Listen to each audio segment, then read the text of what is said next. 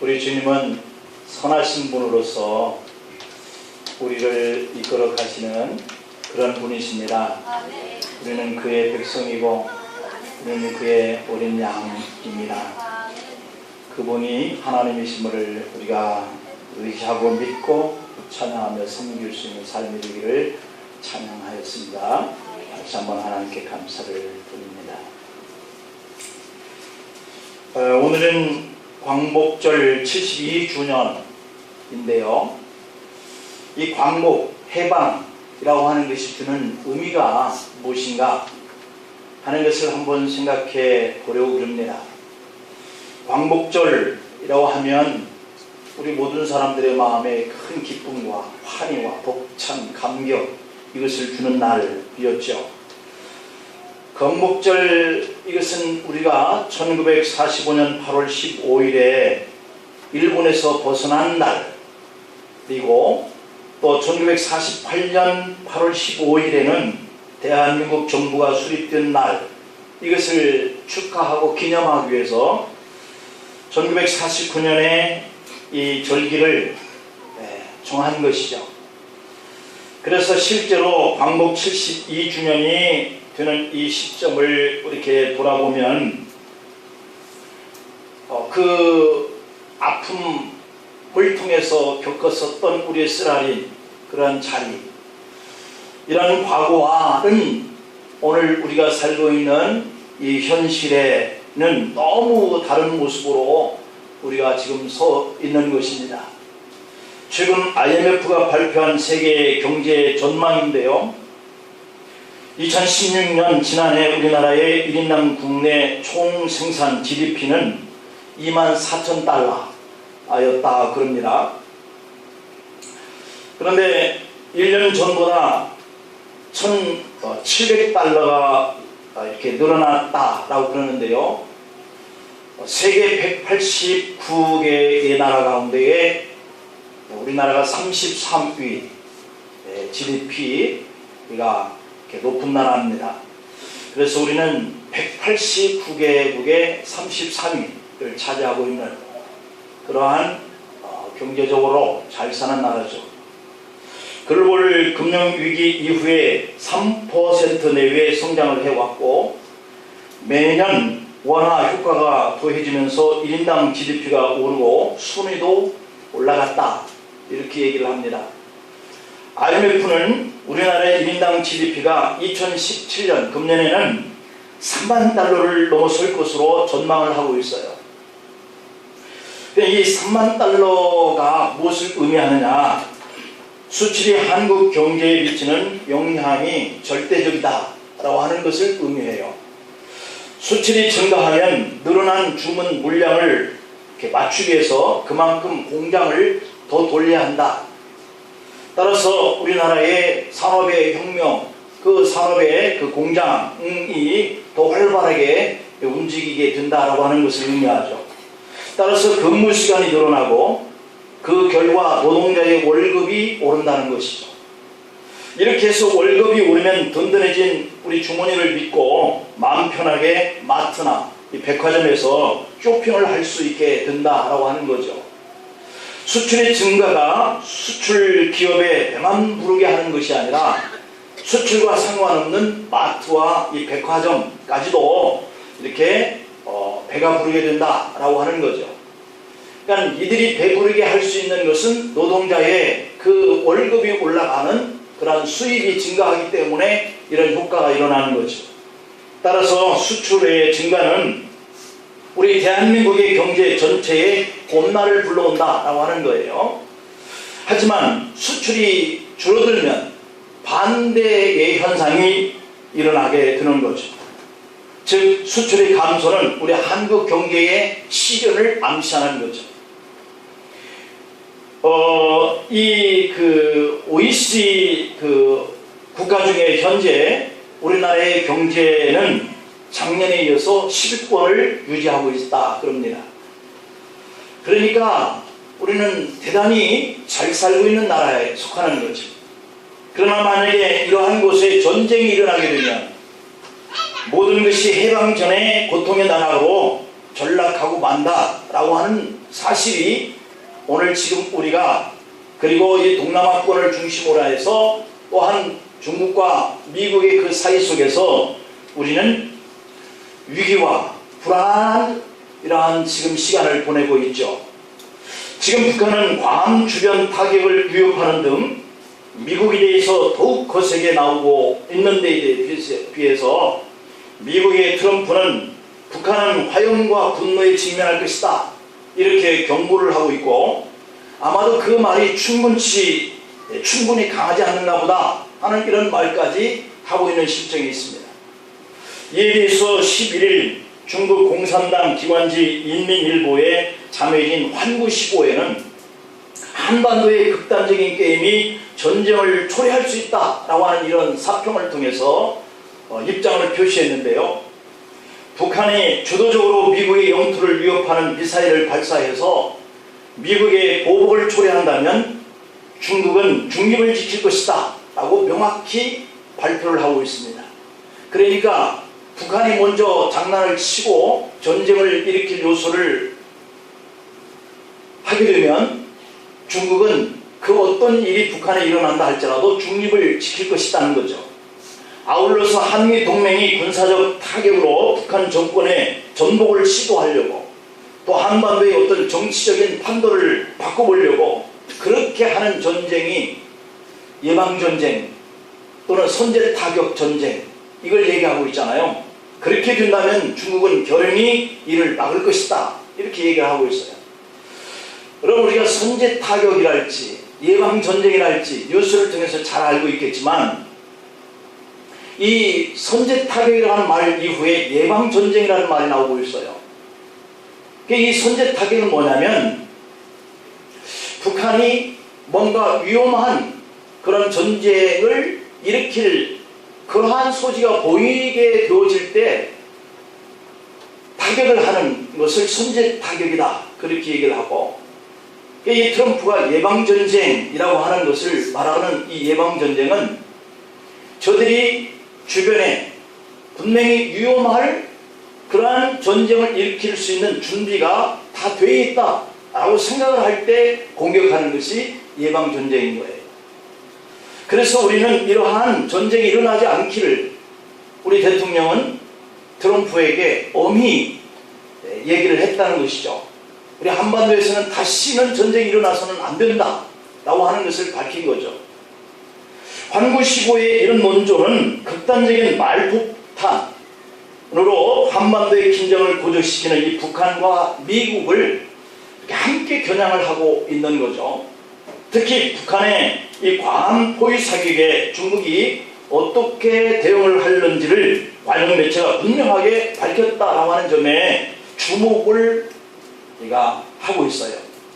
중국 당국은 북미 간의 험악한 설전으로 인해서 우리 한반도의 이 상황은 복잡하고 민감하다 하면서 관련 당사국들이 상황을 악화시킬 수 있는 이런 발언과 행동을 자제해야 된다 이렇게 촉구를 하고 있습니다. 환구15는 사평을 통해서 중국은 핵을 반대하지만 전쟁 발발도 반대하고 어느 쪽도 군사 충돌을 이야기하는 것을 권하지 않는다 이렇게 밝히고 있으면서 이를 위해서 러시아와 중국은 협력할 것이다 이렇게 얘기를 하고 있습니다.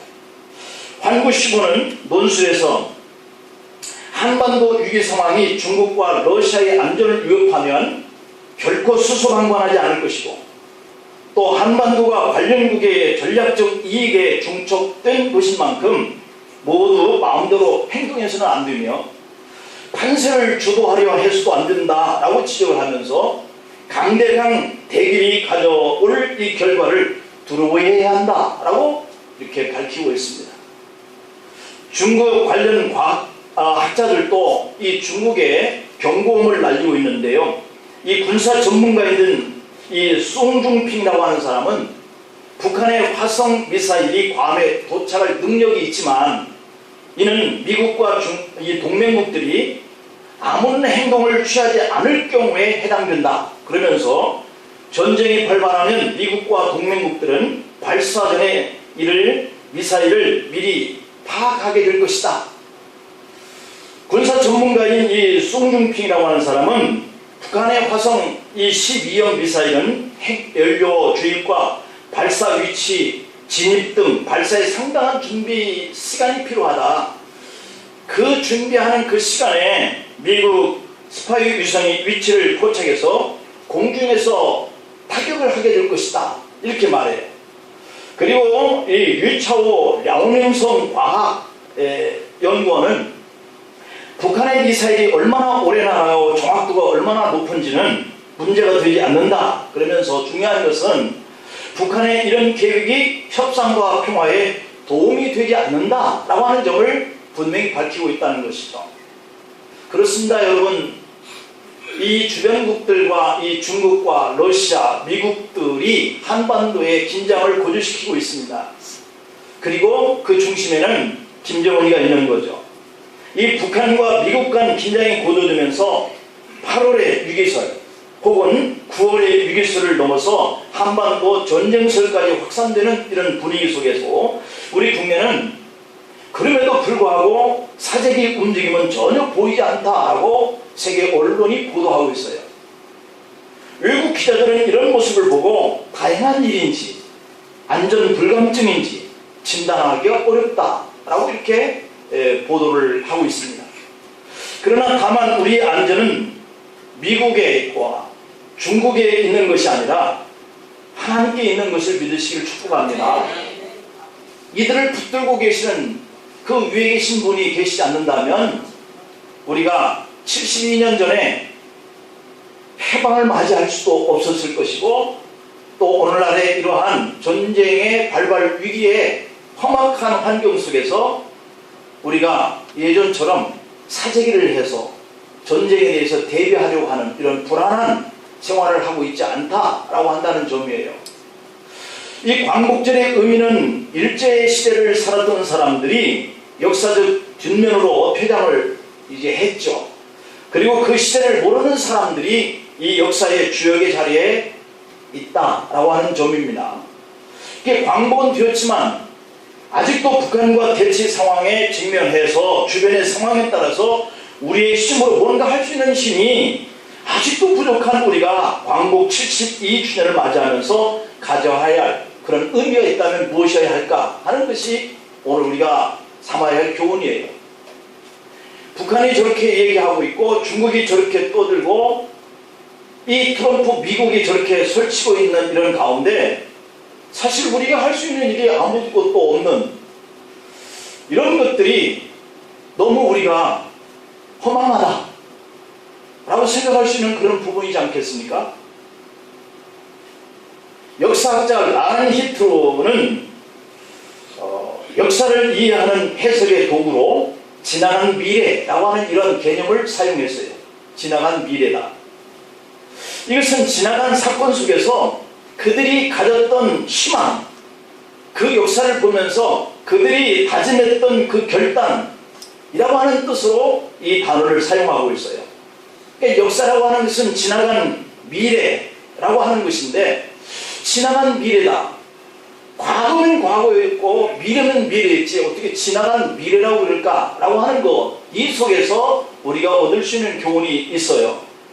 지나간 과거라고 하는 이런 개념을 우리가 생각해 볼 수 있는데 이것은 지나간 사건 속에서 그들이 가졌던 이 절망감, 이 후회라고 하는 것이 얼마나 많았겠는가 하는 그런 뜻을 알자라고 하는 겁니다.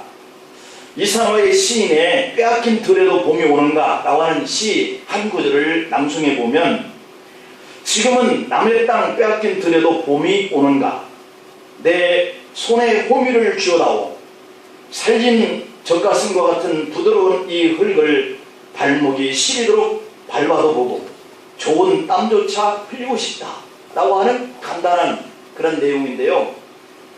나라를 빼앗긴 절망적인 상황 속에서도 끝내 봄이 오야 말고 또 이 광복의 그러한 날을 이렇게 꿈꾸는 그러한 고백에 담긴 내용이에요. 그러니까 그 봄이 오면 저 밭에 나가서 땀을 흘려서 일하고 복된 나라를 세워보겠다는 그런 꿈을 그리는 그러한 시죠. 이것이 바로 지나간 미래인 거예요. 반대로 오늘 정치권을 바라보면 역사를 정리하고 새로운 미래를 향해서 나아가자라고 하는 이런 명분을 세웁니다.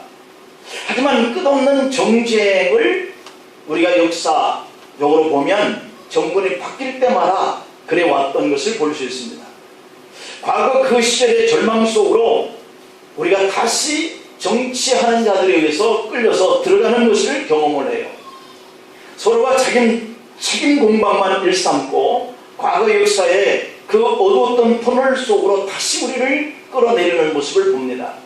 이것이 바로 지나간 과거예요.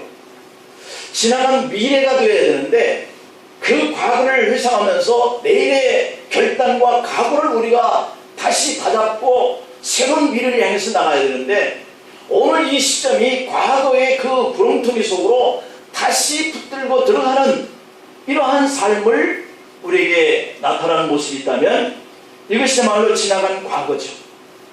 광복 72년에 주는 그 의미는 우리가 지나간 미래를 찾고 그 연장선상에서 오늘 미래를 그려보는 것, 이것이 광복이 주는 큰 의미가 아니겠나 하는 생각을 우리가 가져보는 거예요. 지나간 과거에서 새로운 희망을 찾고 그 희망을 향해서 나가기 위해서는 새로운 다짐과 그런 결단이 우리에게 필요하죠. 지나간 역사의 아픈 과거를 미래를 향해서 어떻게 우리의 소중한 그런 아픔의 추억으로 되새김질해서 다시는 이런 아픔이 우리에게 있어서는 안 되겠다라고 하는 이런 생각을 가져야 되는데 그 대표적인 나라가 바로 이스라엘이다 라고 하는 거예요. 우리는 그들에게서 중요한 교훈을 얻을 수 있습니다. 이스라엘은 예루살렘의 홀로코스트라고 하는 이런 추모관이 세워져 있는데요, 나치에 의해서 600만 명의 학살당한 이 사건을 홀로코스트라고 이렇게 불러요. 히브리어로 홀로코스트는 재물을 통째로 바쳐지는 그런 번제, 통째로 재물을 태워서 드려지는 번제, 이것이 홀로코스트라고 하는 의미예요. 그러니까 저들은 유대인들이 600만 명을 학살할 때에 그 사건을 하나님 앞에 이 백성들, 이 나라의 미래를 위해서 번제로 드려진 것이다 라고 하는 의미를 부여했다고 하는 거죠. 아브라함이 이삭을 번제로 바쳤을 때 하나님께서는 그에게 다시 재물을 주고 아들을 돌려받았을 때처럼 대학살 때 이스라엘 백성들이 바쳐졌으나 다시 되돌려받게 되어지는 이런 의미를 이 대학살 사건 홀로코스트라고 하는 것을 만들어 놓고 그들은 미래의 이 나라의 장래를 꿈꾸는 것이죠. 이스라엘이라고 하는 나라가 망한 것 같았지만 다시 일어날 것을 믿는 것이죠. 이 마셈 홀로코스트 이 추모관에 가면 정말 끔찍한 내용들이 전시되어 있는데요, 나치가 유대인들의 기름을 짜서 만든 비누, 가스실, 생체 실험실, 처참하게 죽어가는 장면들, 유대인들은 이 장면을 보면서 눈물을 흘리지 아니할 수 없었던 것이죠. 그러나 이 추모관은 그렇게 만들어 놓은 것으로 끝나지 않았어요. 거기에 중요한 메시지를 새겨놨는데요, 용서는 하지만 망각은 또 다른 방랑으로 가는 길이다 이렇게 써놔 있는 거예요.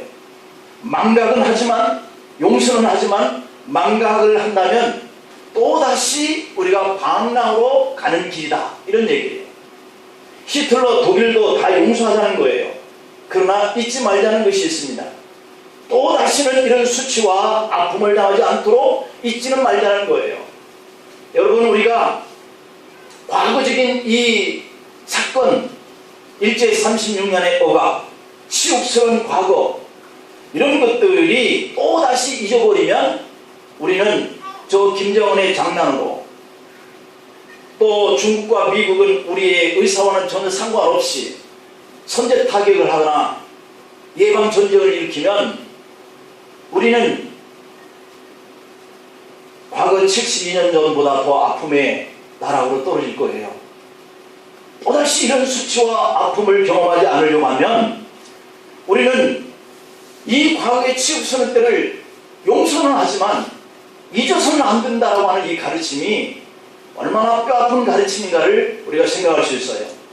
이제 우리도 광복 72주년을 지나면서 새롭게 광복의 의미를 부여할 필요가 있다.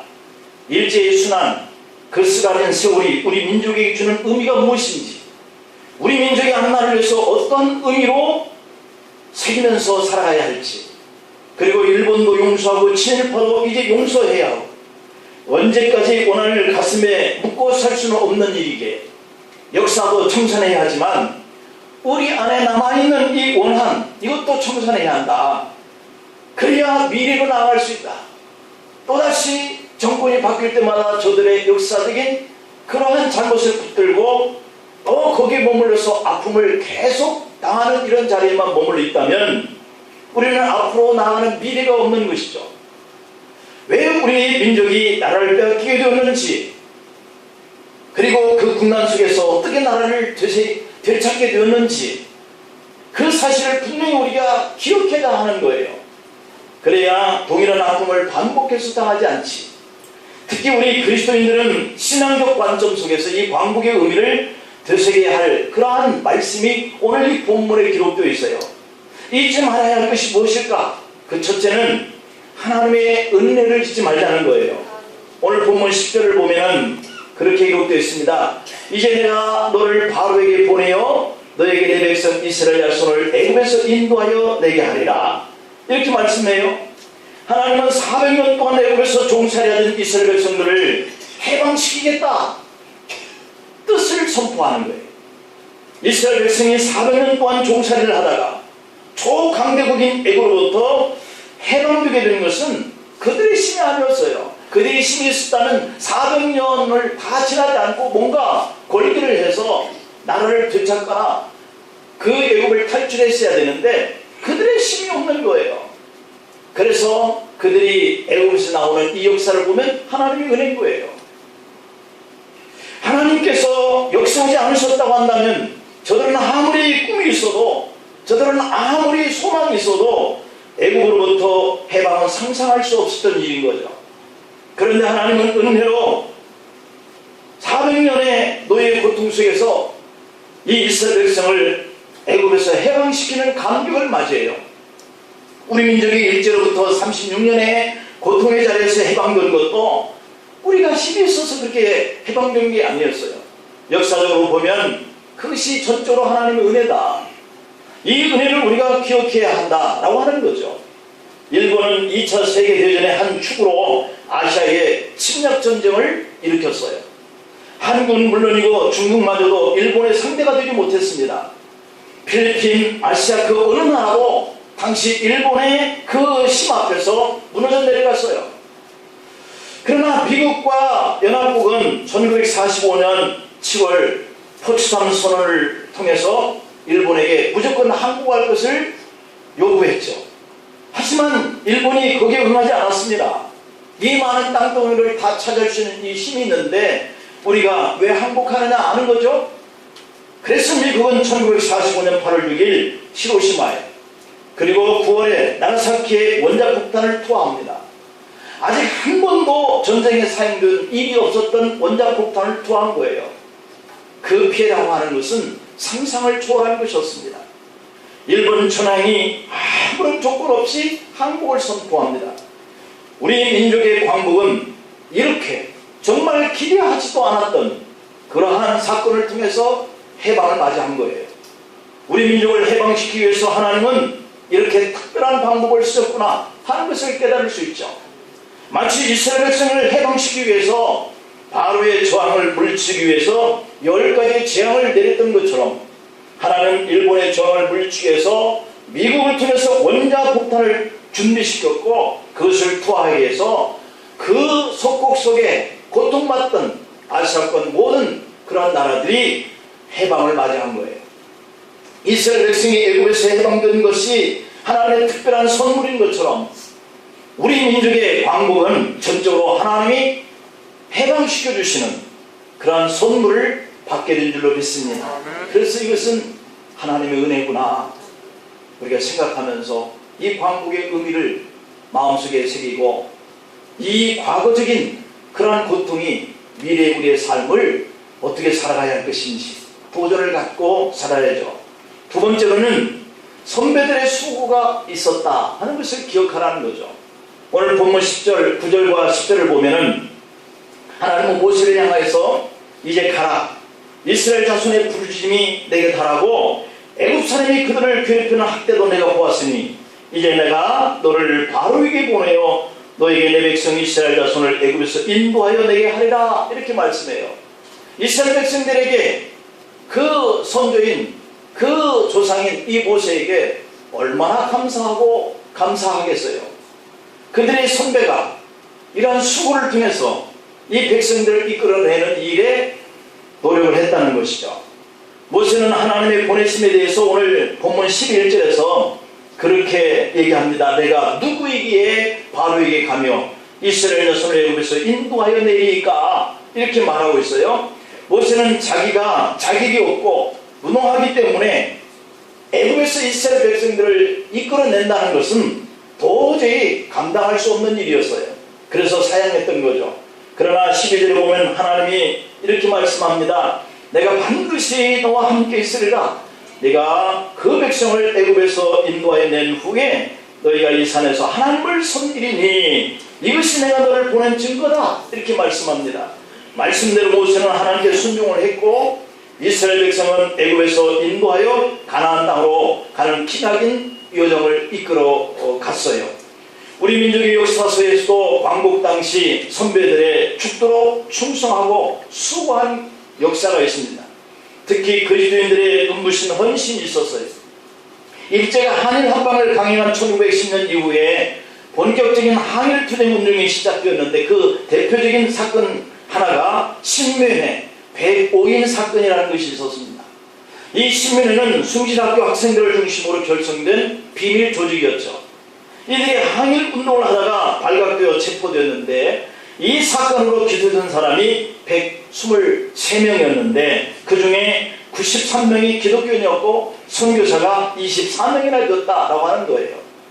그러니 이 항일운동의 독립을 위해서 자신의 목숨을 던진 이 단체가 거의 기독교인이었다라고 하는 거죠. 1919년 3.1 운동은 범민족적으로 일어난 항일투쟁이었는데 그러나 그 선봉에는 기독교인이 있었습니다. 33명의 민족 대표 가운데 16명이 기독교인이었다. 당시 기독교인들은 0.9%밖에 안 된 거예요. 국민의 1%도 안 된 거죠. 그런데 그렇게 미미한 우리 기독교인들이 3.1운동으로 박해를 받은 사람들 가운데 절반이 기독교인이었다라고 하는 겁니다. 전국 교회가 분연히 일어나 참여했기 때문이고 1919년 4월 상해에서 임시정부가 수립이 되었는데 이 임시정부의 수립이 바로 신한청년단을 중심으로 세워집니다. 이 신한청년단 상해 한인교회를 기반으로 하고 있어요. 초창기 멤버를 보면 장덕수, 김구, 소병호, 송경호, 여운형, 김규식 이런 분들이 다 기독교인이었다고 하는 거죠. 후에 임시정부의 요직을 맡았던 대표적인 인사들 대통령 이승만을 비롯해서 안창호, 이동희, 조수왕, 신익희 씨가 다 기독교인이었어요. 그렇습니다. 하나님이 이스라엘 백성들을 출애굽하기 위해서 애굽으로 보낼 때 하나님의 택한 사람을 통해서 그 거대한 일들을 시작해요. 오늘 우리가 나를 잃어버리고 일제에 그러한 속국으로 눌려 살 때에 하나님은 0.9%밖에 되지 아니하는 우리 믿음의 사람들과 우리 한국에 속해 있는 이 교회들이 분연히 일어나서 이 나라를 위해서 싸웠다라고 하는 거예요. 이것이 오늘 이 12절 말씀 속에서 보낸 이 산에서 하나님을 섬기리니 이것이 내가 너를 보낸 증거다 라고 이렇게 말씀하고 있어요.